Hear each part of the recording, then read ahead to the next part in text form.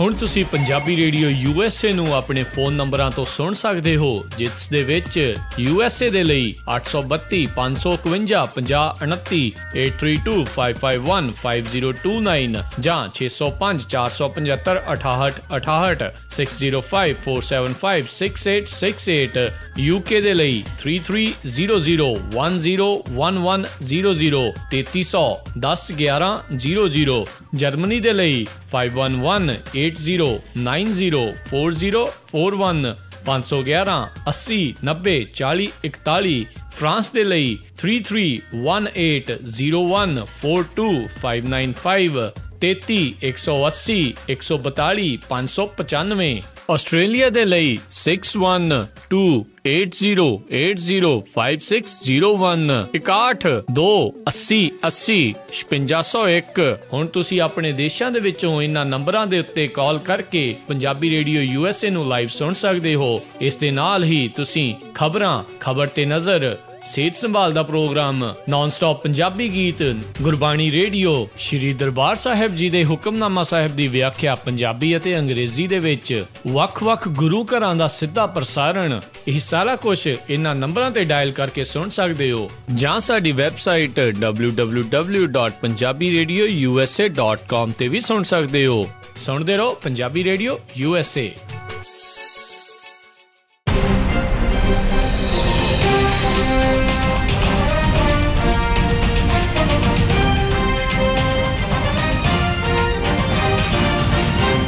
Punjabi radio USA ਸੁਣ ਰਹੇ ਸਾਰੇ ਹੀ ਮਾਣਯੋਗ ਅਤੇ ਸਤਿਕਾਰਤ ਸਰੋਤਿਆਂ ਨੂੰ ਪੰਜਾਬੀ ਰੇਡੀਓ USA ਦੀ ਟੀਮ ਅਤੇ ਮੇਰੇ ਰਾਜਕਰਨਵੀਰ ਸਿੰਘ ਵੱਲੋਂ ਆਪ ਜੀ ਨੂੰ ਬਹੁਤ ਪਿਆਰ ਸਤਿਕਾਰ ਸਹਿਤ ਦੋਨੋਂ ਹੱਥ ਜੋੜ ਕੇ ਨਿੱਘੀ ਜਿਹੀ ਸਤਿ ਸ੍ਰੀ ਅਕਾਲ ਸਭ ਨੂੰ ਜੀ ਆਇਆਂ ਨੂੰ ਆਖਦੇ ਹਾਂ। ਸੋ ਤੇ ਪ੍ਰੋਗਰਾਮ ਖਬਰ ਤੇ ਨਜ਼ਰ ਲੈ ਕੇ ਹਾਜ਼ਰ ਹਾਂ, ਜਿਸ ਦੇ ਵਿੱਚ ਤੁਹਾਡੇ ਨਾਲ ਅਸੀਂ ਅੱਜ ਦੇ ਦਿਨ ਗੱਲਬਾਤ ਕਰਵਾਉਂਦੇ ਹਾਂ ਬਲਤੇਜ ਪੰਨੂ ਜੀ ਦੇ ਨਾਲ, ਜੋ ਕਿ ਸਾਡੇ ਨਾਲ ਪਟਿਆਲਾ ਸਟੂਡੀਓਜ਼ ਤੋਂ ਜੁੜ ਚੁੱਕੇ ਨੇ। ਬਲਤੇਜ ਪੰਨੂ ਜੀ, ਜੀ ਆਇਆਂ ਨੂੰ, ਸਤਿ ਸ੍ਰੀ ਅਕਾਲ ਹੈ ਜੀ। ਸਤਿ ਸ੍ਰੀ ਅਕਾਲ ਜੀ, ਧੰਨਵਾਦ ਜੀ, ਮਿਹਰਬਾਨੀ। ਸਾਡੇ ਅੱਜ ਦੇ ਪ੍ਰੋਗਰਾਮ ਖਬਰ ਤੇ ਨਜ਼ਰ ਇਸ ਨੂੰ ਸਪਾਂਸਰ ਕਰਦੇ ਹਨ ਖਾਲਸਾ ਇੰਸ਼ੋਰੈਂਸ ਏਜੰਸੀ ਵਾਲੇ, ਜਿਨ੍ਹਾਂ ਕੋਲ ਤੁਸੀਂ ਹਰ ਤਰ੍ਹਾਂ ਦੀ ਇੰਸ਼ੋਰੈਂਸ ਕਰਵਾ ਸਕਦੇ ਹੋ। ਉਹਨਾਂ ਦਾ ਫੋਨ ਨੰਬਰ 4082722500, 4082722500। ਇਸ ਦੇ ਨਾਲ ਚਰਨਜੀਤ ਸਿੰਘ ਜੀ, ਕਰਮਪਾਲ ਸਿੰਘ, ਜਸਜੀਤ ਕੌਰ ਜੀ, ਮੰਜਲ ਭਰਾ, ਦਲੀਪ ਸਿੰਘ, ਅਵਤਾਰ ਸਿੰਘ, ਰਜਿੰਦਰ ਕੁਮਾਰ ਜੀ, ਹਰਕੇਵਲ ਸਿੰਘ, ਰਾਜਵਿੰਦਰ ਕੌਰ, ਰਜਿੰਦਰ ਕੌਰ, ਗੁਰਦੀਪ ਸਿੰਘ ਵਿਰਦੀ ਤੇ ਹਰਦੀਪ ਸਿੰਘ ਜੀ, ਇਹਨਾਂ ਸਾਰਿਆਂ ਦਾ ਬਹੁਤ ਬਹੁਤ ਧੰਨਵਾਦ ਕਰਦੇ ਹਾਂ। ਅਤੇ ਨਾਲ ਹੀ ਜੇ ਤੁਸੀਂ ਜਾਂ ਕੋਈ ਹੋਰ ਕਾਰੋਬਾਰ ਇਸ ਪ੍ਰੋਗਰਾਮ ਨੂੰ ਸਪਾਂਸਰ ਕਰਨਾ ਚਾਹੁੰਦੇ ਹੋ, ਉਸ ਦੇ ਲਈ ਤੁਸੀਂ ਜਾਣਕਾਰੀ ਪ੍ਰਾਪਤ ਕਰ ਸਕਦੇ ਹੋ। ਨੰਬਰ 4087227698, 4087227698 ਦੇ ਉੱਤੇ। ਤੇ ਬਲਤੇਜ ਪੰਨੂ ਜੀ, ਆਪਣੀ ਗੱਲਬਾਤ ਦਾ ਸਿਲਸਿਲਾ ਜਿਹੜਾ ਸ਼ੁਰੂ ਕਰਦੇ ਹਾਂ, ED ਦੇ ਵੱਲੋਂ ਮਜੀਠੀਆ ਨੂੰ ਜਿਹੜਾ ਬੁਲਾਇਆ ਗਿਆ ਸੀ, ਕਾਫੀ ਲੰਬੇ ਸਮੇਂ ਦੇ ਲਈ ਜਿਹੜੀ ਪੁੱਛਗਿੱਛ ਚੱਲਦੀ ਰਹੀ, ਰੋਸ ਪ੍ਰਦਰਸ਼ਨ ਵੀ ਹੋਏ। ਜੀ ਬਿਲਕੁਲ, ਜਿਹੜਾ ਐਕਚੁਅਲੀ ਲੰਬੇ ਸਮੇਂ ਤੋਂ ਉਡੀਕੀ ਜਾ ਰਹੀ, ਤੁਸੀਂ ਕਹਿ ਲਓ, ਜਿਹੜੀ ਪੁੱਛਗਿੱਛ ਸੀਗੀ ਜੀ ਜੀ, ਔਰ ਇਹਦੇ ਵਿੱਚ ਤਕਰੀਬਨ 10:20 ਤੇ ਉਹ ਆਏ ਔਰ ਸ਼ਾਮ ਤੱਕ ਜਿਹੜੀ ਸੀਗੀ ਜੀ 4:30 ਵਜੇ ਤੱਕ ਉਹਨਾਂ ਤੋਂ ਪੁੱਛਗਿੱਛ ਜਿਹੜੀ ਸੀਗੀ ਉਹ ਹੁੰਦੀ ਰਹੀ ਜੀ। ਜਿਹੜਾ ਜਗਦੀਸ਼ ਭੋਲਾ ਸੀ, ਉਹਦੇ ਵੱਲੋਂ ਲਾਏ ਗਏ ਜਿਹੜੇ ਦੋਸ਼ ਸੀਗੇ, ਉਹਦੇ ਸਬੰਧ ਦੇ ਵਿੱਚ ਜਿਹੜਾ ਜੀ ਉਹ ਪੁੱਛਗਿੱਛ ਕੀਤੀ ਗਈ। ਜਿਹੜੇ NRIs ਨੇ ਕੁਛ, ਜਿਹਨਾਂ ਦਾ ਨਾਮ ਡਰੱਗ ਸਮਗਲਿੰਗ 'ਚ ਬੋਲਦਾ, ਉਹਨਾਂ ਦੇ ਨਾਲ ਸਬੰਧਾਂ ਦੇ ਬਾਰੇ ਦੇ ਵਿੱਚ ਜਿਹੜਾ ਜੀ ਉਹ ਪੁੱਛਿਆ ਗਿਆ ਜੀ। ਔਰ ਜਿਹੜਾ ਜੀ ਇਹ ਵੀ ਪਤਾ ਲੱਗਾ ਕਿ 25 ਦੇ ਕਰੀਬ ਜਿਹੜੇ ਸੀਗੇ ਜੀ ਉਹ ਸਵਾਲ ਸਿੱਧੇ ਪੁੱਛੇ ਗਏ, ਜਿੰਨੀਆਂ ਕੁ ਕਨਸੋਆਂ ਮਿਲ ਰਹੀਆਂ ਨੇ। ਹਾਲਾਂਕਿ ਜਿਹੜਾ ਨਾ ਤਾਂ ਇਨਫੋਰਸਮੈਂਟ ਡਾਇਰੈਕਟੋਰੇਟ ਦੇ ਵੱਲੋਂ ਕੋਈ ਜਿਹੜੀ ਹੈ ਜੀ ਇਹਦੇ ਸੰਬੰਧ ਦੇ ਵਿੱਚ ਪ੍ਰੈਸ ਦੇ ਨਾਲ ਉਹ ਸਾਹਮਣੇ ਆਏ ਗਏ ਨੇ, ਨਾ ਕੁਛ ਦੱਸਿਆ, ਨਾ ਬਾਹਰ ਆ ਕੇ ਕੁਛ ਜਿਹੜਾ ਜੀ ਬਿਕਰਮ ਸਿੰਘ ਮਜੀਠੀਆ ਨੇ ਕੋਈ ਗੱਲ ਜਿਹੜੀ ਹੈ ਜੀ ਡਿਟੇਲ ਦੇ ਵਿੱਚ ਦੱਸੀ ਹੈ। ਪਰ ਕੁਛ ਜਿਹੜੇ ਸੂਤਰ ਨੇ, ਉਹਨਾਂ ਨੇ ਇਹ ਜਦੋਂ ਉਹਨਾਂ ਨੂੰ ਪੁੱਛਿਆ ਕਿ ਇੰਨੀ ਜਾਇਦਾਦ ਜਿਹੜੀ ਹੈ ਉਹ ਤੁਸੀਂ ਕਿਵੇਂ ਬਣਾਈ ਹੈ, ਤੇ ਉਹਨਾਂ ਨੇ ਇਹ ਕਿਹਾ ਜੀ ਕਿ ਆਈ ਬਿਲੋਂਗ ਟੂ ਰਾਇਲ ਫੈਮਿਲੀ। ਅੱਛਾ ਜੀ, ਮੈਂ ਬਹੁਤ ਅਮੀਰ ਬੰਦਾ ਜੀ, ਮਤਲਬ ਕਿ ਸ਼ੁਰੂ ਤੋਂ, ਤੋ ਇਸ ਕਰਕੇ ਜ਼ਰੀਆ ਪੁੱਛਣ ਦੀ ਜਿਹੜੀ ਹੈ ਜੀ ਉਹ ਜ਼ਰੂਰਤ ਨਹੀਂ ਹੈ, ਉਹਨਾਂ ਨੇ ਕਿਹਾ ਜੀ। ਜਿਹੜੇ ਇਹ ਕਿਹਾ ਜਾ ਰਿਹਾ ਹੈ ਕਿ ਬਿਕਰਮ ਸਿੰਘ ਮਜੀਠੀਆ ਨੂੰ ਦੁਬਾਰਾ ਫੇਰ ਪੇਸ਼ ਹੋਣਾ ਜਿਹੜਾ ਜੀ ਉਹ ਪੈ ਸਕਦਾ ਜੀ। ਜਿਹੜੇ ਉਹਦੇ ਫੋਰਨ ਟੂਰ ਬੈਂਕ ਖਾਤੇ ਨੇ, ਉਹਦੀ ਡਿਟੇਲ ਸਾਰੀ ਮੰਗੀ ਆ, ਪਾਸਪੋਰਟ ਦੀ ਫੋਟੋ ਕਾਪੀ ਵੀ ਲਈ ਆ, ਜਿਹੜੀ ਕਿ ਅਗਲੀ ਪੇਸ਼ੀ ਦੇ ਮੌਕੇ ਦੇ ਉੱਤੇ ਉਹਨੂੰ ਸਾਰਾ ਕੁਛ ਜਿਹੜਾ ਜੀ ਉਹ ਲਿਆਉਣਾ ਪਊਗਾ। ਅਜੇ ਅਫਸਰਾਂ ਨੇ ਇਹ ਨਹੀਂ ਦੱਸਿਆ ਕਿ ਅਗਲੀ ਪੇਸ਼ੀ ਜਿਹੜੀ ਆ ਜੀ ਉਹਦੀ ਕਦੋਂ ਜਿਹੜੀ ਆ ਉਹ ਹੋਊਗੀ। ਹੁਣ ਇਹ ਪਤਾ ਲੱਗਾ ਕਿ ਜਿਹੜੀ ਇਨਫੋਰਸਮੈਂਟ ਡਾਇਰੈਕਟੋਰੇਟ ਆ ਉਹ ਪਟਿਆਲੇ ਦੀ ਕੋਰਟ ਦੇ ਵਿੱਚ ਉਹਨੇ ਜਿਹੜੀ ਹੈ ਜੀ ਇੱਕ ਐਪਲੀਕੇਸ਼ਨ ਫਾਈਲ ਜਿਹੜੀ ਹੈ ਜੀ ਉਹ ਕੀਤੀ ਆ, ਤੇ ਇਹ ਇਸ ਕਰਕੇ ਫਾਈਲ ਕੀਤੀ ਆ ਕਿ ਇਹਦੇ ਵਿੱਚ ਯੂਥ ਅਕਾਲੀ ਆਗੂ ਮਨਜਿੰਦਰ ਸਿੰਘ ਉਰਫ ਬਿੱਟੂ ਔਲਖ, ਵਰਿੰਦਰ ਸਿੰਘ ਰਾਜਾ, ਸੁਖਜੀਤ ਸਿੰਘ ਉਰਫ ਸੁੱਖਾ ਜਿਹੜਾ ਉਹਨਾਂ ਨੂੰ ਪੁੱਛਗਿੱਛ ਦੇ ਵਾਸਤੇ ਉਹਨਾਂ ਦਾ ਰਿਮਾਂਡ ਜਿਹੜਾ ਜੀ ਉਹ ਮੰਗਿਆ ਔਰ ਇਹਦੇ ਉੱਤੇ ਸੁਣਵਾਈ ਜਿਹੜੀ ਆ 19 ਜਨਵਰੀ ਨੂੰ ਹੋਊਗੀ। ਜਿਹੜੀ ਪੁੱਛਗਿੱਛ ਬਿਕਰਮ ਸਿੰਘ ਮਜੀਠੀਆ ਤੋਂ ਕੀਤੀ ਗਈ ਆ ਇਹਨੂੰ ਜਿਹੜਾ ਜੀ ਨਾਲ ਲਾ ਕੇ ਜਿਹੜੇ ਅੱਗੇ ਇਹਦੇ ਜਵਾਬ ਨੇ ਉਹ ਇਹਨਾਂ ਬੰਦਿਆਂ ਤੋਂ ਪੁੱਛੇ ਜਾਣਗੇ। ਮੈਂ ਦੱਸਦਾ ਜੀ ਕਿ ਇਹ ਐਕਚੁਅਲੀ ਜਿਹੜੇ ਬੰਦੇ ਨੇ ਫੜੇ ਹੋਏ, ਜਿਹੜਾ ਸਭ ਤੋਂ ਪਹਿਲਾਂ ਅਨੂਪ ਸਿੰਘ ਕਾਲੋਂ ਫੜਿਆ ਗਿਆ ਸੀਗਾ ਜ਼ੀਰਕਪੁਰ ਤੋਂ, ਜਿਹੜਾ ਕੈਨੇਡਾ ਦਾ ਰਹਿਣ ਵਾਲਾ ਜੀ। ਉਸ ਤੋਂ ਬਾਅਦ ਹੀ ਸਾਰੀ ਜਿਹੜੀ ਫੜੋ ਫੜਾਈ ਸ਼ੁਰੂ ਹੋਈ। ਉਸ ਤੋਂ ਬਾਅਦ ਹੀ ਜਿਹੜਾ ਜਗਦੀਸ਼ ਭੋਲਾ ਦਾ ਨਾਮ ਸੀਗਾ ਉਹ ਸਾਹਮਣੇ ਆਉਣਾ ਸ਼ੁਰੂ ਹੋਇਆ। ਜਗਦੀਸ਼ ਭੋਲਾ ਅਰੈਸਟ ਹੋਇਆ। ਜਗਦੀਸ਼ ਭੋਲੇ ਤੋਂ ਬਾਅਦ ਇਹ ਜਿਹੜੇ ਲੋਕ ਸੀਗੇ ਉਹ ਫੜੇ ਗਏ, ਜਿਹੜੇ ਕਿ ਬਿਕਰਮ ਸਿੰਘ ਮਜੀਠੀਆ ਹੋਰਾਂ ਦੇ ਨਜ਼ਦੀਕ ਕਹੇ ਜਾਂਦੇ ਨੇ। ਦੋ ਬੰਦੇ ਜਿਹੜੇ ਪਿੰਡੀ ਤੇ ਸੱਤਾ ਜਿਹੜੇ ਕੈਨੇਡਾ ਦੇ ਵਿੱਚ ਰਹਿੰਦੇ ਨੇ ਉਹ ਵੀ ਇਹਨਾਂ ਦੇ ਕਾਫੀ ਨਜ਼ਦੀਕ ਕਹੇ ਜਾਂਦੇ ਨੇ। ਇੱਕ ਤਾਂ ਉਹਨਾਂ ਦੇ ਵਿੱਚੋਂ ਸਰਵਾਲਾ ਬਣਿਆ ਸੀ ਇਹਨਾਂ ਦੇ ਵਿਆਹ ਦੇ ਮੌਕੇ ਦੇ ਉੱਤੇ। ਸੋ ਜਿਹੜੀ ਇਹ ਜਿੰਨੇ ਸਵਾਲ ਸੀਗੇ ਜੀ ਇਹ ਇਨਫੋਰਸਮੈਂਟ ਡਾਇਰੈਕਟੋਰੇਟ ਨੇ ਕੀਤੇ ਨੇ। ਔਰ ਨਾਲ ਦੀ ਨਾਲ ਜਦੋਂ ਬਿਕਰਮ ਸਿੰਘ ਮਜੀਠੀਆ ਹੋਰਾਂ ਨੂੰ ਇੱਥੇ ਜਦੋਂ ਆਏ ਉਹ ਇਨਫੋਰਸਮੈਂਟ ਡਾਇਰੈਕਟੋਰੇਟ ਦੇ ਕੋਲੇ ਪੇਸ਼ ਹੋਣ ਲਈ, ਇੱਕ ਤਾਂ ਜਿਹੜਾ ਜੀ ਵਿਦਿਆਰਥੀ ਗੁੱਟ ਹੈ, ਜਿਹੜਾ ਸਟੂਡੈਂਟ ਗੁੱਟ ਹੈ ਭਾਰਤੀ ਜਨਤਾ ਪਾਰਟੀ ਦਾ, ਉਹਨਾਂ ਨੇ ਜਿਹੜਾ ਸੀਗਾ ਜੀ ਰੋਸ ਮੁਜ਼ਾਹਰਾ ਕੀਤਾ ਔਰ ਉਹਨਾਂ ਨੂੰ ਪੁਲਿਸ ਨੇ ਫੜ ਲਿਆ। ਉਦੋਂ ਬਾਅਦ ਰੋਸ ਮੁਜ਼ਾਹਰੇ ਦੀ ਵਾਰੀ ਆਈ ਜੀ ਫਿਰ ਕਾਂਗਰਸ ਤੇ ਜਿਹੜਾ ਸੀਗਾ ਜੀ ਯੂਥ ਵਿੰਗ ਉਹਦੀ, ਉਹਨਾਂ ਨੇ ਇੱਕ ਰੋਸ ਮੁਜ਼ਾਹਰਾ ਜਿਹੜਾ ਸੀਗਾ ਉਹ ਕੀਤਾ। ਜਿਹੜੀ ਭਾਰਤੀ ਜਨਤਾ ਪਾਰਟੀ ਦਾ ਮੁੱਖ ਗਰੁੱਪ ਤੇ ਕਾਂਗਰਸ ਦਾ ਮੁੱਖ ਗਰੁੱਪ ਜਿਹੜੇ ਸੀਗੇ ਜੀ ਉਹ ਇੱਥੋਂ ਪਾਸੇ ਰਹੇ। ਉਹਨਾਂ ਨੇ ਯੂਥ ਗਰੁੱਪ ਜਿਹੜੇ ਸੀਗੇ ਉਹਨਾਂ ਨੂੰ ਮੂਹਰੇ ਲਾਇਆ। ਕਾਂਗਰਸ ਦੇ ਯੂਥ ਗਰੁੱਪ ਦਾ ਜਿਹੜਾ ਰੋਸ ਮੁਜ਼ਾਹਰਾ ਜੀ ਉਹ ਸਮਝ ਆਉਂਦਾ, ਪਰ ਭਾਰਤੀ ਜਨਤਾ ਪਾਰਟੀ ਦੇ ਵੱਲੋਂ ਵੀ ਜਿਹੜਾ ਇਹ ਰੋਸ ਮੁਜ਼ਾਹਰਾ ਕਰਾਉਣਾ ਜੀ ਸ਼ਾਇਦ ਕਿਤੇ ਨਾ ਕਿਤੇ ਡੈਮੇਜ ਕੰਟਰੋਲ ਕਰਨ ਦਾ ਯਤਨ ਕੀਤਾ ਜਾ ਰਿਹਾ, ਜਿਹੜਾ ਵਿਧਾਨ ਸਭਾ ਦੇ ਵਿੱਚ ਉਹਨਾਂ ਦੀ ਤੋਏ ਤੋਏ ਹੋਈ ਹੈ ਦੋਹਰੇ ਸਟੈਂਡ ਦੀ ਵਜ੍ਹਾ ਕਰਕੇ। ਜੀ ਬਿਲਕੁਲ। ਤੇ ਨਾਲ ਹੀ ਇਹ ਵੀ ਜਿਹੜੀਆਂ ਖਬਰਾਂ ਆ ਰਹੀਆਂ ਵੀ ਇੱਕ ਕੇਂਦਰੀ ਭਾਜਪਾ ਆਗੂ ਆ ਉਹਨਾਂ ਨੇ ਅਵਿਨਾਸ਼ ਹੋਣਾ ਦਾ ਤੇ ਮਜੀਠੀਆ ਹੋਣਾ ਦਾ ਅਸਤੀਫਾ ਮੰਗਿਆ। ਬਿਲਕੁਲ, ਦੇਖੋ ਜਿਹੜੀ ਗੱਲ ਹੈ ਜੀ ਕਾਂਗਰਸ ਜਿਹੜੀ ਆ ਉਹ ਘੇਰਨ ਦਾ ਯਤਨ ਹੁਣ ਕਰ ਰਹੀ ਹੈ ਪੰਜਾਬ ਕਾਂਗਰਸ, ਪਰ ਪ੍ਰੋਬਲਮ ਇਹੀ ਆ ਰਹੀ ਹੈ ਜੀ ਕਿ ਪੰਜਾਬ ਕਾਂਗਰਸ ਵੀ ਯੂਨਾਈਟ ਨਹੀਂ ਹੈਗੀ। ਇਸ ਕਰਕੇ ਉਹ ਰੌਲਾ ਗੋਲਾ ਤਾਂ ਪਾ ਰਹੀ ਹੈ, ਪਰ ਇਸ ਗੱਲ ਤੇ ਘੇਰ ਵੀ ਰਹੀ ਹੈ ਕਿ ਜਦੋਂ ਤੁਸੀਂ ਇੱਕ ਪਾਸੇ ਨਸ਼ਿਆਂ ਦਾ ਵਿਰੋਧ ਕਰੀ ਜਾਂਦੇ ਹੋ, ਦੂਜੇ ਪਾਸੇ ਤੁਸੀਂ ਇਹ ਕਹੀ ਜਾਂਦੇ ਹੋ ਕਿ ਸਾਡਾ ਫੁੱਲ ਜਿਹੜਾ ਸਹਿਯੋਗ ਆ ਉਹ ਸਰਕਾਰ ਨੂੰ ਹੈਗਾ। ਮਤਲਬ ਕਿ ਝੰਡੀ ਵਾਲੀਆਂ ਕਾਰਾਂ ਵੀ ਨਹੀਂ ਛੱਡਣੀਆਂ ਚਾਹੁੰਦੇ ਤੇ ਲੋਕਾਂ ਦਾ ਜਿਹੜਾ ਇੱਕ ਮੁੱਦਾ ਹੈ ਉਹਨੂੰ ਵੀ ਨਹੀਂ ਛੱਡਣਾ ਚਾਹੁੰਦੇ। ਤੋ ਜਿਹੜੀ ਮੈਂਬਰਸ਼ਿਪ ਚੱਲ ਰਹੀ ਹੈ ਭਾਰਤੀ ਜਨਤਾ ਪਾਰਟੀ ਦੀ, ਇਹਦੇ ਸਬੰਧ ਦੇ ਵਿੱਚ ਹੀ ਭਾਰਤੀ ਜਨਤਾ ਪਾਰਟੀ ਦੀ ਨੈਸ਼ਨਲ ਜਿਹੜੀ ਸੈਕਟਰੀ ਆ ਡਾਕਟਰ ਸੁਧਾ ਯਾਦਵ ਉਹ ਆਈ। ਉਹਨੇ ਪੰਜਾਬ ਦੇ ਇਸ ਦੌਰੇ ਦੇ ਦੌਰਾਨ ਅਕਾਲੀ ਦਲ ਦੇ 2 ਮੰਤਰੀਆਂ ਦੇ ਵੱਲੋਂ ਆਪਣੇ ਮੁੰਡਿਆਂ ਦੇ ਨਸ਼ੇ ਦੇ ਕਾਰੋਬਾਰ ਵਿੱਚ ਸ਼ਾਮਲ ਹੋਣ ਦੇ ਦੋਸ਼ ਮਗਰੋਂ ਅਸਤੀਫੇ ਦਿੱਤੇ ਜਾਣ ਦੇ ਬਾਅਦ ਹੁਣ ਮੌਜੂਦਾ ਕੈਬਨਿਟ ਮੰਤਰੀ ਬਿਕਰਮ ਸਿੰਘ ਮਜੀਠੀਆ ਦਾ ਨਾਮ ਜਿਹੜਾ ਚਰਚਾ ਦੇ ਵਿੱਚ ਆਉਣ ਦੇ ਸਬੰਧ ਦੇ ਵਿੱਚ ਉਹਨੇ ਕਿਹਾ ਕਿ ਉਹ ਸਾਰੀ ਡੀਟੇਲ ਜਿਹੜੀ ਆ ਜੀ ਉਹ ਕੇਂਦਰੀ ਲੀਡਰਸ਼ਿਪ ਨੂੰ ਦੇਣਗੇ ਜਾ ਕੇ। ਨਾਲ ਦੀ ਨਾਲ ਉਹਨਾਂ ਨੇ ਇਹ ਕਿਹਾ ਕਿ ਬਿਕਰਮ ਸਿੰਘ ਮਜੀਠੀਆ ਤੇ ਅਵਿਨਾਸ਼ ਚੰਦਰ ਜਿਹੜਾ ਅਵਿਨਾਸ਼ ਚੰਦਰ ਚੀਫ ਪਾਰਲੀਮਾਨੀ ਸੈਕਟਰੀ ਆ ਅਕਾਲੀ ਦਲ ਦਾ, ਉਹ MLA ਆ, ਉਹਨੇ ਕਿਹਾ ਕਿ ਇਹ ਜਿਹੜਾ ਜੀ ਇਹਨਾਂ ਦੋਵਾਂ ਨੂੰ ਅਸਤੀਫਾ ਆਪਣੇ ਅਹੁਦਿਆਂ ਤੋਂ ਦੇਣਾ ਚਾਹੀਦਾ। ਉਦੋਂ ਬਾਅਦ ਜਿਹੜਾ ਜੀ ਜਾਂਚ ਦੇ ਵਿੱਚ ਸ਼ਾਮਲ ਹੋਣਾ ਚਾਹੀਦਾ ਸੀਗਾ। ਹੁਣ ਜਿਹੜੀ ਸੈਂਟਰ ਦੀ ਲੀਡਰਸ਼ਿਪ ਹੈ ਜੀ ਉਹਦੇ ਵੱਲੋਂ ਜਿਹੜੀ ਇਹ ਸੁਧਾ ਯਾਦਵ ਦੇ ਵੱਲੋਂ ਦਿੱਤਾ ਗਿਆ ਜਿਹੜਾ ਬਿਆਨ ਹੈ ਜੀ ਉਹ ਵੀ ਥੋੜਾ ਜਿਹਾ ਇਹ ਧਿਆਨ ਮੰਗਦਾ ਜੀ ਕਿ ਕਿਉਂਕਿ ਜਿੱਥੇ ਜਿੱਥੇ ਵੀ ਸੈਂਟਰ ਦਾ ਕੋਈ ਵਜ਼ੀਰ ਜਿਹੜਾ ਬਿਆਨ ਦਿੰਦਾ ਨਾ ਜੀ ਨਾਲ ਉੱਥੇ ਇੱਕ ਗੱਲ ਉਹ ਇਹ ਕਹਿ ਲਓ ਕਿ ਸਿਆਸਤ ਕਹਿ ਲਓ ਉਹ ਜੋੜ ਕੇ ਦਿੰਦਾ ਕਿ ਹਰਸਿਮਰਤ ਕੌਰ ਬਾਦਲ ਦੇ ਭਰਾ ਬਿਕਰਮ ਸਿੰਘ ਮਜੀਠੀਆ ਦਾ ਨਾਮ ਜਿਹੜਾ ਆਇਆ ਜੀ ਉਹ ਇੱਥੇ ਸੁਖਬੀਰ ਸਿੰਘ ਬਾਦਲ ਦਾ ਸਾਲਾ ਨਹੀਂ ਕਹਿੰਦੇ। ਇਸ ਕਰਕੇ ਉੱਥੋਂ ਵੀ ਜਿਹੜੇ ਨਾ ਉਹ ਟਿੰਬਰੀ ਟਾਈਪ ਜਿਹੜੀ ਹੋਣ ਵਾਲੀ ਗੱਲ ਤੁਸੀਂ ਕਹਿ ਸਕਦੇ ਹੋ। ਦੂਜੇ ਪਾਸੇ ਜਿਹੜਾ ਇਹ ਕਿਹਾ ਜਾ ਰਿਹਾ ਕਿ ਅਮਿਤ ਸ਼ਾਹ ਦੇ ਮੌਕੇ ਦੇ ਉੱਤੇ ਕਾਂਗਰਸੀਆਂ ਨੇ ਘਿਰਾਓ ਕਰਨਾ ਉਹਦਾ ਕਿ ਉਹ ਦੋਹਰਾ ਸਟੈਂਡ ਕਿਉਂ ਨਸ਼ਿਆਂ ਦੇ ਬਾਰੇ ਚ ਲੈ ਰਹੇ ਹੋ, ਇਹਦੇ ਉੱਤੇ ਉਹਨਾਂ ਨੇ ਇਹ ਕਿਹਾ ਕਿ ਰਾਹੁਲ ਗਾਂਧੀ ਦਾ ਘਿਰਾਓ ਕਰਨਾ ਚਾਹੀਦਾ, ਜਿਹਨੇ ਕਿ ਅਮਰਿੰਦਰ ਸਿੰਘ ਜਿਹੜਾ ਰਾਜਾ ਵੜਿੰਗ ਹੈ ਉਹਦੇ ਵਾਸਤੇ ਉਹਨੂੰ ਕੌਮੀ ਮੀਤ ਪ੍ਰਧਾਨ ਬਣਾਤਾ ਯੂਥ ਕਾਂਗਰਸ ਦਾ। ਔਰ ਉਹਦਾ ਇਹ ਕਿਹਾ ਜਾ ਰਿਹਾ ਜੀ ਕਿ ਉਹਦਾ ਨਾਮ ਵੀ ਤਾਂ ਸਮਗਲਿੰਗ ਵਾਲੇ ਮਾਮਲੇ ਚ ਆਉਂਦਾ। ਹੁਣ ਮੁਸ਼ਕਿਲ ਇਹ ਹੈ ਕਿ ਇਹ ਸਮਾਂ ਤਾਂ ਬਹੁਤੇ ਨੰਗੇ ਨੇ ਜੀ। ਇਸ ਕਰਕੇ ਜੇ ਕਹਿੰਦੇ ਜੇ ਅਸੀਂ ਜੇ ਇਹਦੇ ਵਿੱਚ ਸ਼ਾਮਲ ਹੈ ਤਾਂ ਤੁਸੀਂ ਵੀ ਤਾਂ ਸ਼ਾਮਲ ਰਹੇ ਹੋ। ਜੀ ਸੋ ਇੱਕ ਦੂਜੇ ਨੇ ਨਾਲ ਜਿਹੜੀ ਹੈ ਜੀ ਗੰਢ ਜੋੜ ਕਰਕੇ ਗਾਂਹ ਦੇ ਗਾਂਹ ਏਦਾਂ ਹੀ ਲੰਘਦੇ ਜਾਂਦੇ ਤੇ ਇਹੀ ਕੰਮ ਕਰੀ ਜਾ ਰਹੇ ਆ। ਤੇ ਅਗਲੀ ਜੇ ਆਪਾਂ ਗੱਲ ਕਰੀਏ ਬੜੀ ਅਹਿਮ ਜਿਹੜੀ ਕਹਿ ਲਓ ਜੀ ਗੱਲ ਹੋਈ ਹੈ ਭਾਰਤ ਦੇ ਹੋਮ ਮਿਨਿਸਟਰ ਰਾਜਨਾਥ ਆ ਉਹਨਾਂ ਦੇ ਵੱਲੋਂ ਜਿਹੜਾ ਸਿੱਖ ਕਤਲੇਆਮ ਜਿਹੜਾ 1984 ਦੇ ਵਿੱਚ ਕਤਲੇਆਮ ਹੋਇਆ ਉਸ ਨੂੰ ਕਿਹਾ ਗਿਆ ਵੀ ਇਹ ਕਤਲੇਆਮ ਸੀਗਾ, ਇਹ ਦੰਗੇ ਨਹੀਂ, ਨਸਲਕੁਸ਼ੀ ਸੀਗੀ। ਇੱਕ ਅਹਿਮ ਬਿਆਨ ਹੋਮ ਮਿਨਿਸਟਰ ਵੱਲੋਂ ਆਇਆ ਤੇ ਇਹ ਵੀ ਉਸ ਮੌਕੇ ਦੇ ਉੱਤੇ ਆਇਆ ਆ ਵੀ ਜਦੋਂ ਦਿੱਲੀ ਦੀਆਂ ਚੋਣਾਂ ਬਹੁਤ ਨਜ਼ਦੀਕ ਆ, ਤੇ ਨਾਲ ਇਹ ਵੀ ਗੌਰ ਕਰਨ ਵਾਲੀ ਗੱਲ ਰਹੀ ਵੀ ਕੋਈ ਜਿਹੜੇ ਅਕਾਲੀ ਦਲ ਦਾ ਆਗੂ ਆ ਉਸ ਟਾਈਮ ਦੇ ਉੱਤੇ ਜਦੋਂ ਚੈੱਕ ਵੰਡੇ ਜਾ ਰਹੇ ਸੀ ਪੀੜਤ ਪਰਿਵਾਰਾਂ ਨੂੰ, ਉਹ ਮੌਜੂਦ ਨਹੀਂ ਸੀ। ਜੀ ਬਿਲਕੁਲ, ਐਕਚੁਅਲੀ ਤੁਹਾਡੀ ਗੱਲ ਠੀਕ ਹੈ। ਸਿਆਸਤ ਇਹਦੇ ਉੱਤੇ ਹਮੇਸ਼ਾ ਇਸ ਮਸਲੇ ਦੇ ਉੱਤੇ ਜਿਹੜੀ ਹੈ ਨਾ ਜੀ ਉਹ ਭਾਰੂ ਰਹੀ ਹੈ। ਦੂਜਿਆਂ ਨੂੰ ਅਸੀਂ ਕੀ ਭੰਡਣਾ ਜੀ, ਸਾਡੇ ਪੰਜਾਬ ਵਾਲੇ ਜਿਹੜੇ ਨੇ ਉਹਨਾਂ ਨੇ ਰਜਵੀਂ ਸਿਆਸਤ ਇਹਦੇ ਉੱਤੇ ਕੀਤੀ ਹੈ। ਜਦੋਂ ਇਲੈਕਸ਼ਨਸ ਆਈਆਂ, ਇਹਨਾਂ ਵਿਧਵਾਵਾਂ ਨੂੰ ਖੁੱਲੇ ਟਰੱਕਾਂ ਦੇ ਵਿੱਚ ਲਿਆ ਕੇ ਨੁਮਾਇਸ਼ ਇਹਨਾਂ ਦੀ ਲਾਈ ਗਈ ਔਰ ਕੀਤਾ ਕਤਰਿਆ ਇਹਨਾਂ ਦੇ ਮਾਮਲੇ ਦੇ ਉੱਤੇ ਕੱਖ ਵੀ ਨਹੀਂ। ਭਾਰਤੀ ਜਨਤਾ ਪਾਰਟੀ ਦੀ ਪਿਛਲੀ ਸਰਕਾਰ ਵੀ ਜਿਹੜੀ ਰਹੀ ਵਾਜਪਾਈ ਹੁਰਾਂ ਵਾਲੀ, ਉਹਦੇ ਵਿੱਚ ਵੀ ਠੀਕ ਹੈ ਜਿਹੜਾ ਇਹ ਕਤਲੇਆਮ ਜਿਹੜਾ ਉਹ ਹੈ ਰਾਜਨਾਥ ਸਿੰਘ ਹੋਰਾਂ ਦਾ ਮੰਨਣਾ ਹੀ ਬੜੀ ਵੱਡੀ ਗੱਲ ਹੈ। ਪਰ ਕੀ ਅਸੀਂ ਹੁਣ ਇਸ ਗੱਲ ਦੇ ਉੱਤੇ ਤਸੱਲੀ ਕਰ ਲਾਂਗੇ ਜੀ ਕਿ ਉਹਨਾਂ ਨੇ ਮੰਨ ਲਿਆ, ਗ੍ਰਹਿ ਮੰਤਰੀ ਨੇ? ਜੀ। ਪਰ ਇਹਦੇ ਵਾਸਤੇ ਉਹਨਾਂ ਨੇ ਕੀਤਾ ਕੀ ਹੈ ਜੀ?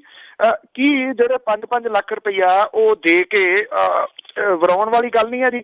ਚੰਗਾ ਹੁੰਦਾ ਜੇ 5-5 ਲੱਖ ਰੁਪਈਆ, ਠੀਕ ਹੈ, ਉਹ ਕਿਤੇ ਨਾ ਕਿਤੇ ਤਾਂ ਥੋੜਾ ਬਹੁਤਾ ਵਰਕ ਇਹ ਕਰੂਗਾ ਹੀ। 5 ਲੱਖ ਰੁਪਈਆ ਕੀ ਹੁੰਦਾ ਇੱਕ ਬੰਦੇ ਦੀ ਜਿਹੜੀ ਕੀਮਤ ਹੈ। ਦੂਜੀ ਗੱਲ ਇਹ ਕਿ ਜੇ 5 ਬੰਦਿਆਂ ਨੂੰ ਵੀ ਜਿਹੜੇ ਮੇਨ ਦੋਸ਼ੀ ਨੇ ਉਹਨਾਂ ਦੇ ਵਿੱਚੋਂ 5 ਨੂੰ, 2 ਨੂੰ ਵੀ ਜੇ ਕਿਸੇ ਤਰੀਕੇ ਦੇ ਨਾਲ ਸਜ਼ਾਵਾਂ ਤੱਕ ਲੈ ਆਉਂਦਾ ਜਾਂਦਾ ਤੇ ਸ਼ਾਇਦ ਇਹ ਜ਼ਖਮਾਂ ਦੇ ਉੱਤੇ ਨਾ ਉਹ ਮਲਮ ਹੁੰਦੀ। ਮੁਸ਼ਕਿਲ ਇਹ ਹੈ ਕਿ ਰਾਜਨਾਥ ਸਿੰਘ ਹੋਰੀ ਇਹ ਸਾਰਾ ਕੁਝ ਜਿਹੜਾ ਕਰ ਰਹੇ ਨੇ, ਸਿਆਸਤ ਇਹਦੇ ਵਿੱਚ ਸਿੱਧੀ ਦਿਸ ਰਹੀ ਆ। ਦਿੱਲੀ ਦੇ ਵਿੱਚ ਹੋਣ ਵਾਲੀਆਂ ਵਿਧਾਨ ਸਭਾ ਦੀਆਂ ਚੋਣਾਂ ਪਿਛਲੇ ਦਿਨਾਂ ਦੇ ਵਿੱਚ ਜਦੋਂ 49 ਦਿਨਾਂ ਦੇ ਵਾਸਤੇ ਅਰਵਿੰਦ ਕੇਜਰੀਵਾਲ ਦੀ ਸਰਕਾਰ ਬਣੀ ਸੀ ਤਾਂ ਉਹਨੇ ਇੱਕ ਸਪੈਸ਼ਲ ਇਨਵੈਸਟੀਗੇਸ਼ਨ ਟੀਮ ਦਾ ਐਲਾਨ ਕੀਤਾ ਸੀਗਾ। ਉਹਦੀ ਸਰਕਾਰ ਰਹੀ ਨਹੀਂ, ਇਸ ਕਰਕੇ ਗੱਲ ਆਈ ਗਈ ਹੋ ਗਈ। ਹੁਣ ਕੇਂਦਰ ਦੀ ਸਰਕਾਰ ਨੇ ਇੱਕ ਕਮੇਟੀ ਸਥਾਪਿਤ ਕੀਤੀ ਹੈ ਜਿਹੜੀ ਇਸ ਗੱਲ ਦਾ ਪਤਾ ਲਾ ਰਹੀ ਹੈ ਕਿ SIT ਦੀ ਜ਼ਰੂਰਤ ਵੀ ਹੈ। ਇਹ ਦੋ ਗੱਲਾਂ ਨੇ ਜਿਹੜੀਆਂ ਕਿ ਬਰਾਬਰ ਦੇ ਉੱਤੇ ਚੱਲਦੀਆਂ ਨੇ, ਜਿਹੜੀ ਕਿ ਗੰਭੀਰਤਾ ਦੀ ਮੰਗ ਕਰਦੀਆਂ ਨੇ। ਜੇ ਇਹ ਕਤਲੇਆਮ ਹੈ ਤੇ ਫਿਰ ਇਹ ਕਮੇਟੀ ਜਿਹੜੀ ਆ ਇਹ ਕਿਉਂ ਬਣਾਈ ਜਾ ਰਹੀ ਹੈ? ਕੀ SIT ਇਹ ਵੀ ਜਾਂਚ ਨਹੀਂ ਕਰ ਸਕਦੀ ਕਿ ਇਹ ਕਤਲੇਆਮ ਸੀਗਾ? ਜੇ ਗ੍ਰਹਿ ਮੰਤਰੀ ਸਮਝਦਾ ਹੈ ਕਿ ਇਹ ਕਤਲੇਆਮ ਸੀਗਾ ਤਾਂ ਜੀ। ਤੇ ਕੀ ਤੁਹਾਨੂੰ ਲੱਗਦਾ ਹੈ ਵੀ ਇੱਕ ਜਿਹੜੇ ਆ ਜੀ ਹੋਮ ਮਿਨਿਸਟਰ ਦੇ ਵੱਲੋਂ ਇਦਾਂ ਦੇ ਬਿਆਨ ਦੇਣ ਤੋਂ ਬਾਅਦ ਜਿਹੜੀਆਂ ਪੰਜਾਬ ਦੀਆਂ ਆਪਣੇ ਆਪ ਨੂੰ ਪੰਥਕ ਜਥੇਬੰਦੀਆਂ ਅਖਵਾਉਂਦੀਆਂ ਜਾਂ ਪੰਥਕ ਪਾਰਟੀਆਂ ਆਪਣੇ ਨੂੰ ਅਖਵਾਉਂਦੀਆਂ, ਇਸ ਚੀਜ਼ ਦਾ ਫਾਇਦਾ ਲੈਂਦੇ ਹੋਏ ਜਿਹੜੇ ਉਸ ਟਾਈਮ ਦੇ ਦੋਸ਼ੀ ਸੀ ਉਹਨਾਂ ਨੂੰ ਸਜ਼ਾਵਾਂ ਦਵਾ ਸਕੇਗੀ?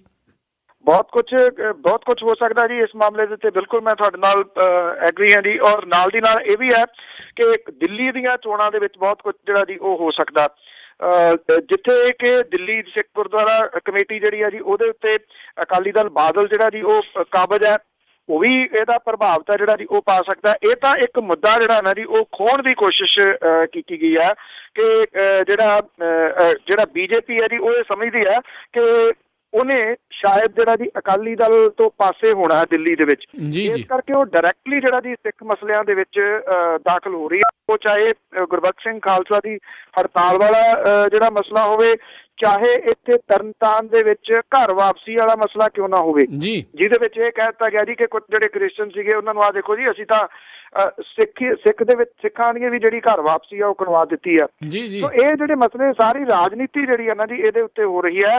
ਰਾਜਨੀਤੀ ਨੇ ਹੀ ਪਹਿਲਾਂ ਜਿਹੜਾ ਜੀ ਉਹ ਨੁਕਸਾਨ ਕਰਵਾਇਆ, ਪਰ ਜਿਹੜੀਆਂ ਦਿੱਲੀ ਦੀਆਂ ਸਿੱਖ ਜਥੇਬੰਦੀਆਂ ਨੇ ਜਾਂ ਪੰਜਾਬ ਵਾਲੀਆਂ ਵੀ ਨੇ, ਬਿਲਕੁਲ ਇਸ ਚੀਜ਼ ਦਾ ਲਾਹਾ ਜਿਹੜਾ ਜੀ ਉਹ ਲੈਣਾ ਚਾਹੀਦਾ। ਜਿਹੜੀ ਸਿਆਸਤ ਹੈ ਜੇ ਉਹਨੂੰ ਸਾਈਡ ਲਾਈਨ ਕਰਕੇ ਪਾਰਟੀ ਲੈਵਲ ਤੋਂ ਉੱਪਰ ਉੱਠ ਕੇ ਕਮ ਸੇ ਕਮ ਗ੍ਰਹਿ ਮੰਤਰੀ ਦੇ ਨਾਲ ਇਸ ਮਸਲੇ ਦੇ ਉੱਤੇ ਇਸ ਪੱਖੋਂ ਨਾਲ ਮੁਲਾਕਾਤ ਕੀਤੀ ਜਾ ਸਕਦੀ ਹੈ ਕਿ ਜੇ ਹੁਣ ਤੁਸੀਂ ਐਕਸੈਪਟ ਕਰ ਲਿਆ, ਕਿਉਂਕਿ ਇਹ ਔਨ ਰਿਕਾਰਡ ਹੋ ਜਾਂਦਾ ਨਾ ਜੀ ਜਦੋਂ ਗ੍ਰਹਿ ਮੰਤਰੀ ਕੋਈ ਗੱਲ ਕਰ ਰਿਹਾ ਕਿ ਇਹ ਕਤਲੇਆਮ ਹੈ, ਤਾਂ ਉਹਨੂੰ ਇਹ ਤਾਂ ਕਿਹਾ ਜਾ ਸਕਦਾ ਹੈ ਕਿ ਕਮ ਸੇ ਕਮ ਜਿਹੜੀ ਤੁਸੀਂ SIT ਬਣਾਉਣੀ ਹੈ ਉਹ ਇਸ ਗੱਲ ਦੇ ਉੱਤੇ ਬਣਾ ਦਿਓ, ਉਹ ਵੀ ਸਮਾਂ ਮਿੱਥ ਕੇ ਕਿ 3 ਮਹੀਨਿਆਂ ਦੇ ਵਿੱਚ ਉਹਦੀ ਰਿਪੋਰਟ ਆਊਗੀ। ਈਧਰ ਜੇ ਇਹ ਸਿੱਖ ਕਤਲੇਆਮ ਸੀਗਾ, ਜੇ ਇਹ ਜਿਹੜਾ ਦੰਗੇ ਨਹੀਂ ਸੀਗੇ, ਤਾਂ ਫਿਰ ਸਜ਼ਾਵਾਂ ਜਿਹੜੀਆਂ ਨੇ ਉਹ ਕੀ ਹੋਣ? ਕੌਣ ਲੋਕ ਇਹਦੇ ਵਿੱਚ ਸ਼ਾਮਲ ਸਨ? ਕੀ ਉਹ ਨੰਗੇ ਨਹੀਂ ਹੋਣੇ ਚਾਹੀਦੇ? ਨਹੀਂ ਤਾਂ ਅਦਰਵਾਈਜ਼ ਸਮਝਿਆ ਇਹ ਜਾਊਗਾ ਨਾ ਜੀ ਕਿ ਇਹ ਇੱਕ ਦੂਜੇ ਦੀ ਸਕਿਨ ਸੇਵ ਕਰਨ ਵਾਲੇ ਨੇ ਸਾਰੇ। ਜੀ ਤੇ ਕਿਤੇ ਨਾ ਕਿਤੇ ਇਹ ਹੁਣ ਇਹ ਵੀ ਲੱਗ ਰਿਹਾ ਵੀ ਸ਼ਾਇਦ ਇਹ ਜਿਹੜਾ ਮਸਲਾ ਆ, ਕਿਉਂਕਿ ਅੱਜ ਤੋਂ ਫਤਿਹਗੜ੍ਹ ਸਾਹਿਬ ਵਿਖੇ ਜਿਹੜੀਆਂ ਸਿਆਸੀ ਕਾਨਫਰੰਸਾਂ ਹੋਣਗੀਆਂ ਉਹ ਵੀ ਕਿਤੇ ਨਾ ਕਿਤੇ ਇਸ ਦੇ ਵਿੱਚ ਗੂੰਜੇਗਾ। ਤੇ ਆਪਣੀ ਅਗਲੀ ਗੱਲ ਵੀ ਜਿਹੜੀ ਆਪਾਂ ਸ਼੍ਰੀ ਫਤਿਹਗੜ੍ਹ ਸਾਹਿਬ ਦੇ ਵਿੱਚ ਹੋਣ ਵਾਲੀਆਂ ਜਿਹੜੀਆਂ ਸਿਆਸੀ ਕਾਨਫਰੰਸਾਂ ਆ ਉਸ ਦੇ ਉੱਤੇ ਕਰਦੇ ਹਾਂ ਜੀ। ਇਹ ਜਿਹੜਾ ਜੀ ਮਹਾਨ ਸ਼ਹੀਦਾਂ ਦੀ ਯਾਦ ਦੇ ਵਿੱਚ ਜਿਹੜਾ ਹਰ ਸਾਲ 26, 27, 28 ਨੂੰ ਸ਼ਹੀਦੀ ਜੋੜ ਮੇਲ ਜਿਹੜਾ ਹੁੰਦਾ ਜੀ।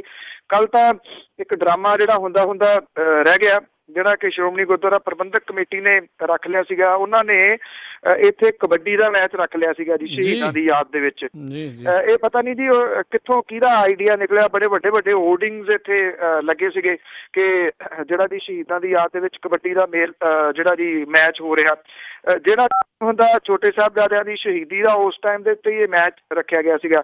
ਤੋਏ ਹੋਣੀ ਸ਼ੁਰੂ ਹੋਈ ਖਾਸ ਤੌਰ ਦੇ ਉੱਤੇ ਜਿਹੜੀ ਸੀ ਸੋਸ਼ਲ ਮੀਡੀਆ ਦੇ ਉੱਤੇ। ਤਾਂ ਇੱਕਦਮ ਜਿਹੜਾ ਸੀਗਾ ਉਹ ਯਾਦ ਆਇਆ ਜਿਹੜੇ ਜਿਹੜੀ ਸ਼੍ਰੋਮਣੀ ਕਮੇਟੀ ਦੀ, ਉਹਨਾਂ ਨੇ ਇਹ ਮੈਚ ਜਿਹੜਾ ਸੀ ਇਹਨੂੰ ਰੱਦ ਕਰ ਦਿੱਤਾ। ਔਰ ਉਸ ਤੋਂ ਬਾਅਦ ਜੀ ਜਿਹੜਾ ਇਹ ਹੋਰਡਿੰਗ ਸੀਗੇ ਉਹ ਲੁਹਾਏ ਗਏ, ਬਹੁਤੇ ਜਿਹੜੇ ਵੱਡੇ ਲੱਗੇ ਹੋਏ ਸੀਗੇ ਫਤਿਹਗੜ੍ਹ ਸਾਹਿਬ ਦੇ ਵਿੱਚ।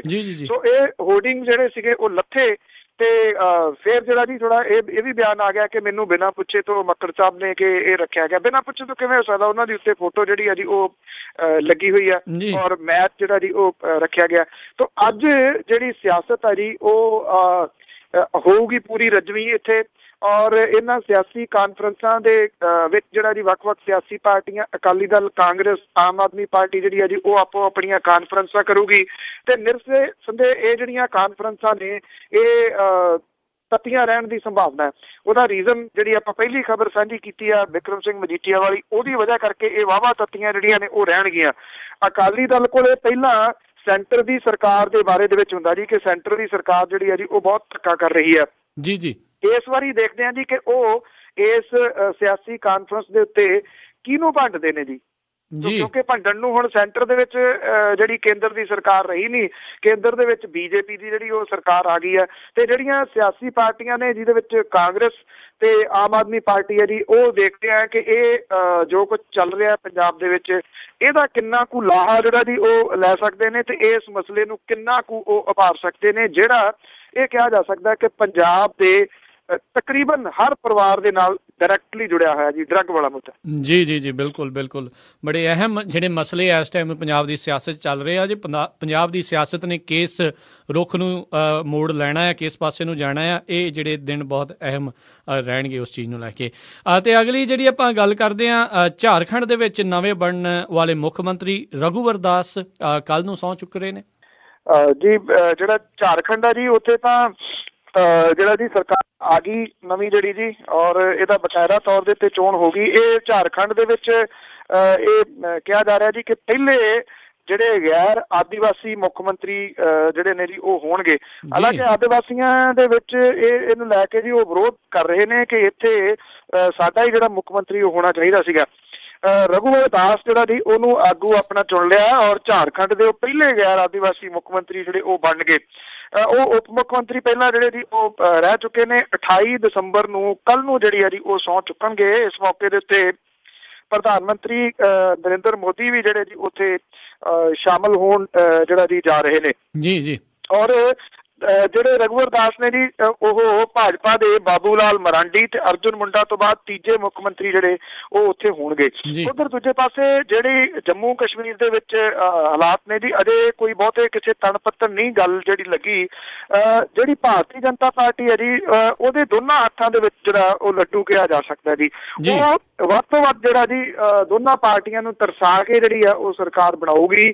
ਇੱਕ ਪਾਸੇ ਉਹ ਗੱਲਬਾਤ ਜਿਹੜੀ ਹੈ ਜੀ ਪਹਿਲਾਂ ਨੈਸ਼ਨਲ ਕਾਨਫਰੰਸ ਦੇ ਨਾਲ ਵੀ ਕਰਦੀ ਰਹੀ ਹੈ, ਮੁੜ ਕੇ ਉਹ ਗੱਲਬਾਤ ਜੀ ਉਹਨੇ PDP ਦੇ ਨਾਲ ਵੀ ਜਿਹੜੀ ਆ ਜੀ ਉਹ ਤੋਰੀ ਹੋਈ ਹੈ।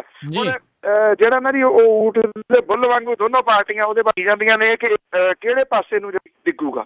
ਜੀ ਬਿਲਕੁਲ। ਤੇ ਅਗਲੀ ਜੇ ਆਪਾਂ ਹੁਣ ਗੱਲ ਕਰੀਏ ਸ਼੍ਰੀ ਅਕਾਲ ਤਖ਼ਤ ਸਾਹਿਬ ਦੇ ਜਥੇਦਾਰ ਉਹ ਹੁਣ ਬੰਦੀ ਸਿੰਘਾਂ ਦੀ ਰਿਹਾਈ ਦੇ ਲਈ ਅਵਤਾਰ ਸਿੰਘ ਮੱਕੜ ਹੋਣਾ ਨੂੰ ਚਿੱਠੀ ਲਿਖ ਰਹੇ ਨੇ।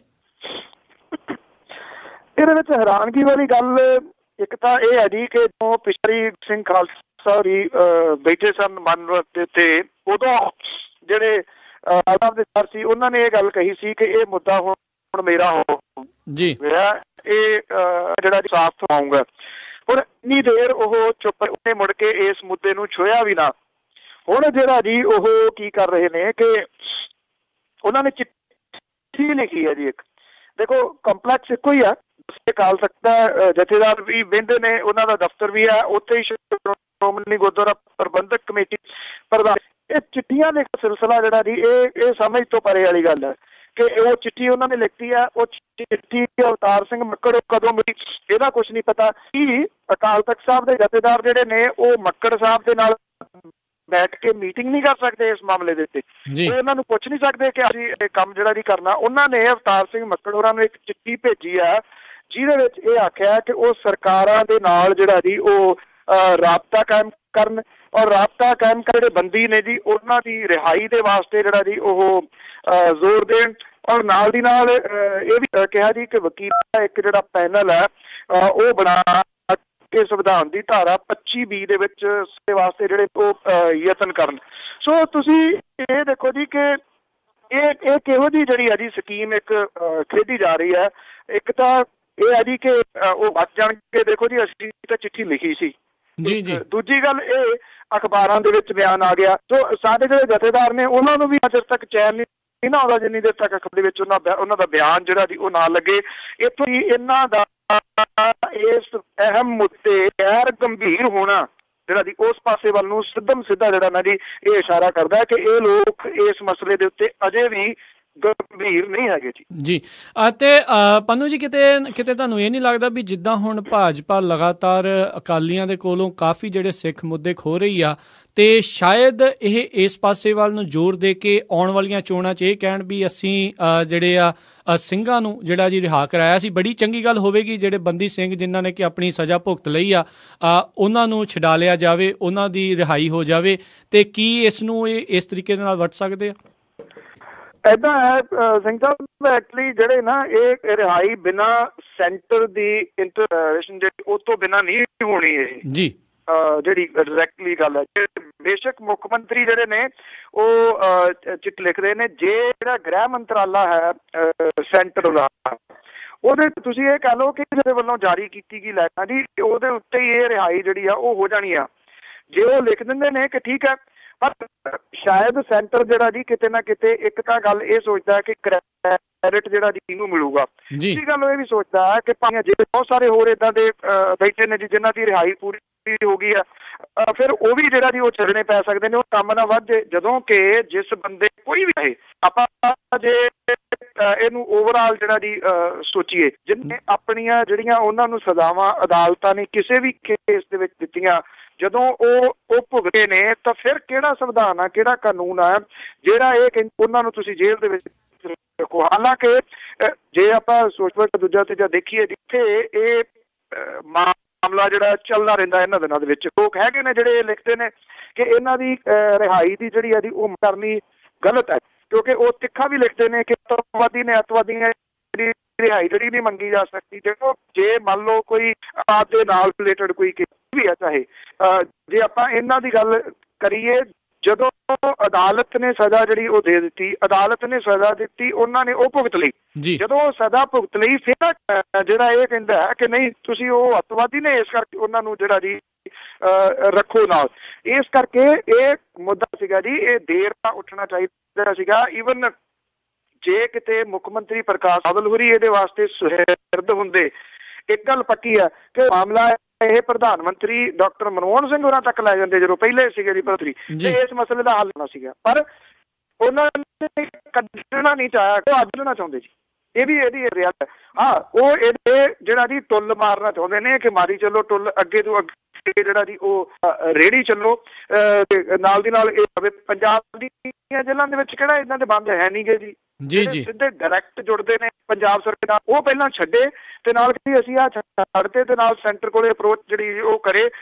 ਇਹ ਗੁੱਸੇ ਲੈ ਕੇ ਜੀ ਉੱਥੇ ਬੈਠ ਸਕਦੇ ਨੇ 5 ਦਿਨ ਦੇ ਵਾਸਤੇ ਬੀਬੀ ਹਰਸਿਮਰਤ ਕੌਰ ਬਾਦਲ ਨੂੰ ਉੱਥੇ ਮੰਤਰੀ ਬਣਾਉਣ ਦੇ ਵਾਸਤੇ, ਕਿ ਇਸ ਮੁੱਦੇ ਦੇ ਉੱਤੇ ਤੇ ਮੁੱਖ ਮੰਤਰੀ ਜਾ ਕੇ ਨਹੀਂ ਬਹਿ ਸਕਦੇ ਜੀ। ਬਿਲਕੁਲ ਤੇ ਅਗਲੀ ਜੇ ਆਪਾਂ ਹੁਣ ਗੱਲ ਕਰੀਏ, ਕੁਛ ਕਿ ਜਿਹੜੇ ਅਕਾਲੀ ਆ ਉਹ ਕਹਿ ਰਹੇ ਆ ਵੀ ਰਾਜਸਥਾਨ ਦੇ ਵਿੱਚ ਜਿਹੜੇ ਠੇਕੇ ਖੁੱਲੇ ਹੋਏ ਆ ਫੀਮ ਡੋਡਿਆਂ ਦੇ, ਉਹ ਬੰਦ ਹੋਣੇ ਚਾਹੀਦੇ ਆ। ਨਸ਼ੇ ਜਿਹੜੇ ਆ ਜੀ ਵਰਤਾਏ ਜਾ ਰਹੇ ਆ, ਸ਼ਾਇਦ ਉਹ ਦੇਖਣਾ ਭੁੱਲ ਗਏ ਵੀ ਪੰਜਾਬ ਦੇ ਵਿੱਚ ਕਿੰਨੇ ਠੇਕੇ ਆ ਸ਼ਰਾਬ ਦੇ।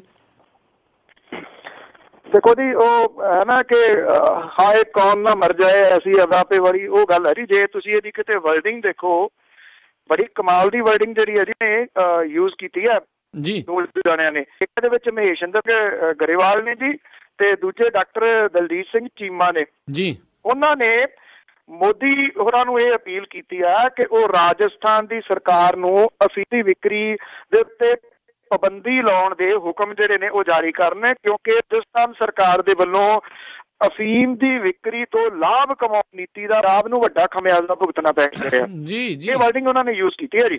ਔਰ ਉਹਨਾਂ ਨੇ ਕਿਹਾ ਹੈ ਕਿ ਰਾਜਸਥਾਨ ਸਰਕਾਰ ਦੇ ਵੱਲੋਂ 17,000 ਤੋਂ ਵੱਧ ਠੇਕਿਆਂ ਨੂੰ ਵੇਚਣ ਦਾ ਲਾਇਸੈਂਸ ਜਾਰੀ ਕਰਨਾ ਮੰਦਭਾਗੀ ਹੋਈ ਹੈ। ਉਹਨਾਂ ਨੇ ਕਿਹਾ ਕਿ ਰਾਜਸਥਾਨ ਵਿੱਚ ਇਸ ਤਰ੍ਹਾਂ ਸ਼ਾਮ ਮੁਹੱਈਆ ਕੀਤੀ ਗਈ ਫੀਮ ਦੀ ਉੱਥੋਂ ਪੰਜਾਬ ਦੇ ਅੰਦਰ ਜੀ ਉਹ ਤਸਕਰੀ ਜਿਹੜੀ ਹੈ ਉਹ ਹੋ ਰਹੀ ਹੈ।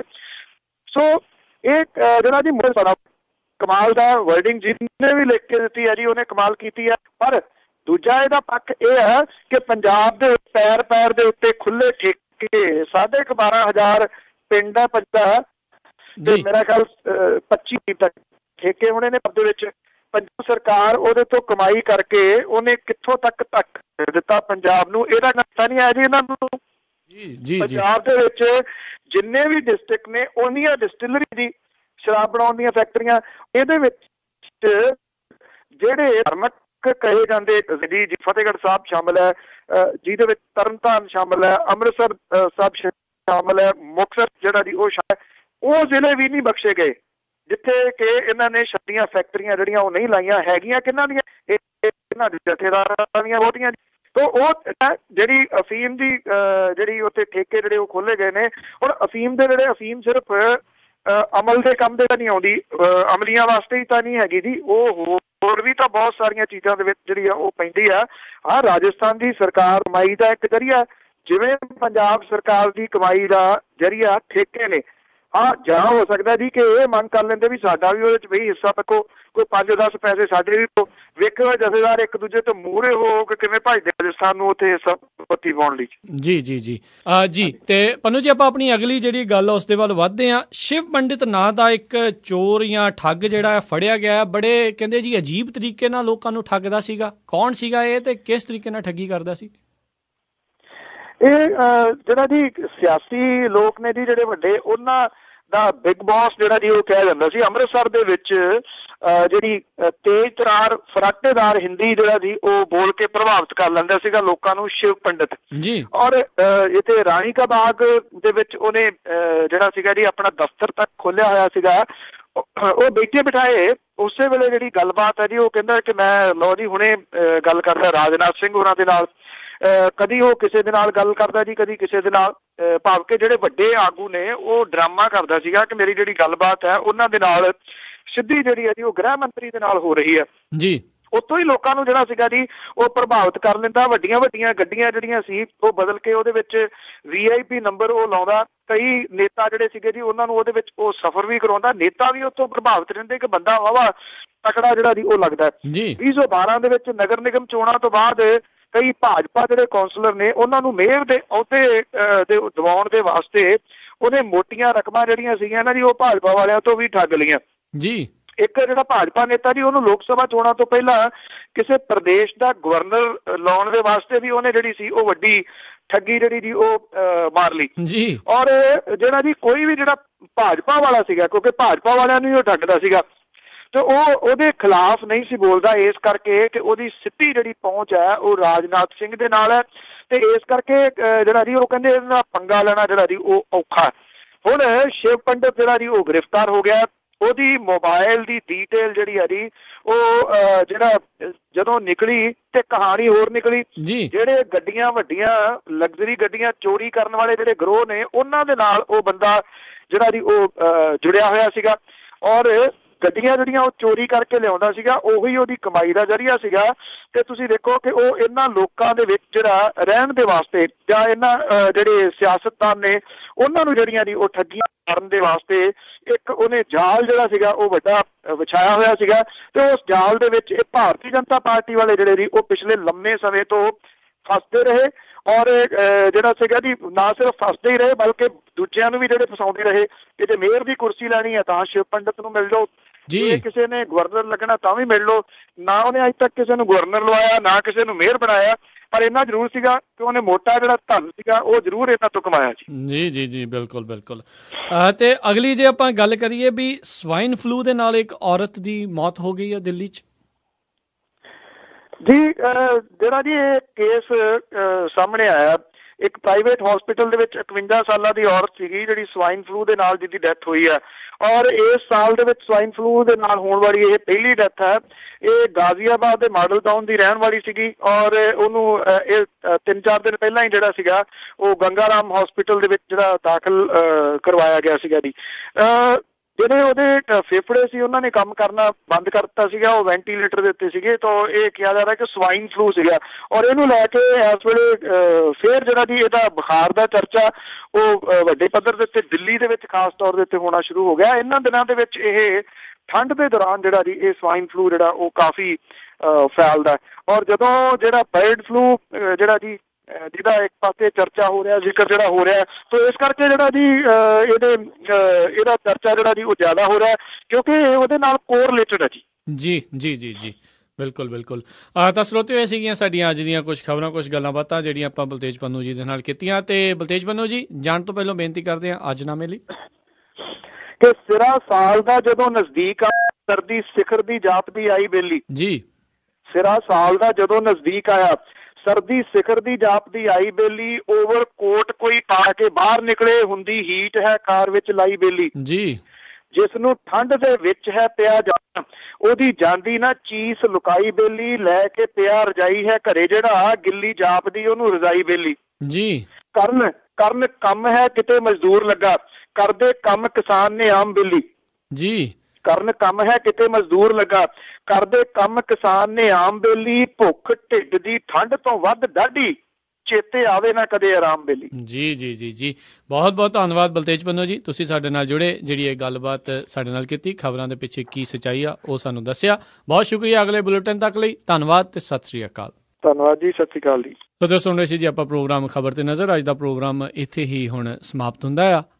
ਅਗਲੇ ਬੁਲੇਟਿਨ ਤੱਕ ਲਈ ਮੈਨੂੰ ਰਾਜ ਕਨਵੀਰ ਸਿੰਘ ਨੂੰ ਇਜਾਜ਼ਤ ਦਿਓ। ਮੇਰੇ ਵੱਲੋਂ ਵੀ ਆਪ ਜੀ ਨੂੰ ਬਹੁਤ ਪਿਆਰ ਸਤਿਕਾਰ ਸਹਿਤ ਦੋਨੋਂ ਹੱਥ ਜੋੜ ਕੇ ਨਿੱਘੀ ਜਿਹੀ ਸਤਿ ਸ੍ਰੀ ਅਕਾਲ। ਜਿਉਂਦੇ ਵਸਦੇ ਰਹੋ, ਹੱਸਦੇ ਖੇਲਦੇ ਰਹੋ ਤੇ ਸੁਣਦੇ ਰਹੋ ਪੰਜਾਬੀ ਰੇਡੀਓ USA।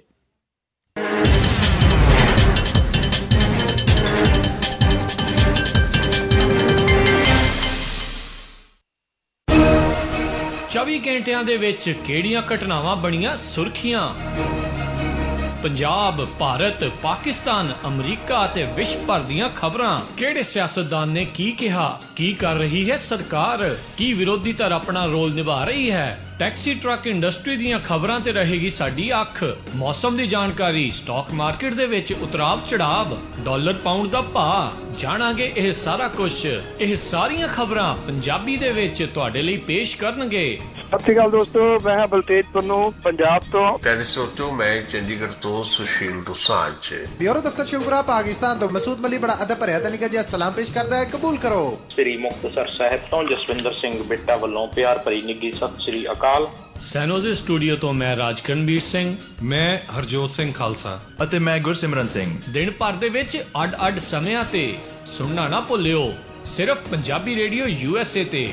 ਵਧੇਰੇ ਜਾਣਕਾਰੀ ਲਈ ਕਾਲ ਕਰੋ 408 272 5200 4082725200 ਜਾਂ 408 722 7698 408722 7698।